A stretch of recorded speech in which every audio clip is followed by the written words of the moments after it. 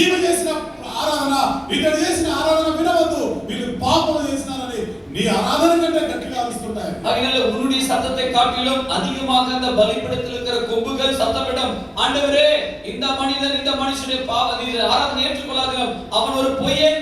Oh, everybody may be appreciating you. అందరూ నిన్ను మెచ్చుకుంటుండొచ్చు. எல்லாரும் உன்னை பார்த்து புகழ்வாங்க. Oh, the moment when people say let us worship, immediately this akka, this anna, they will start. ఇప్పుడు ఆరాధన చేసుకుందామని చెప్పిన మరుక్షణమే ఇక్కడ నుంచి అక్క లేక అక్కడ నుంచి అన్న గట్టిగా అరిచి ఆరంభించవచ్చు. ஆராதனை செய்யலாம் என்று சபையில சொன்ன உடனே இந்த சகோதரனோ இந்த சகோதரியோ சத்தமா ஆராதிப்பாங்க. ఆరాధించండి అనగానే ఈ అక్క అన్న ఎంత పోటీ కూడా ఆరాధిస్తారో, ఎంత భక్తులో అందరూ అనుకుంటారు God is telling, you know sin is telling, don't accept, he is a liar. ఆరాధన మొదలు పెట్టండి అనగానే ఈ అక్క ఈ అన్న ఎంత బిగ్గరగా అందరికన్నా ముందు ఎత్తుకుంటారు.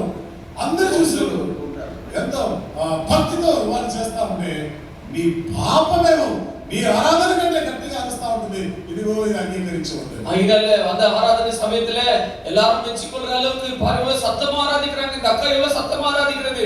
ஆனால் அதுக்கு பதிலா உன்னுடைய பலிபீடத்தில் இருக்கிற அந்த கும்புல வர சத்தம், ஆண்டவரே இவனுடைய ஆராதனை ஏற்றுக்கொள்ள வேண்டாம், இவன் ஒரு பொய்யன்.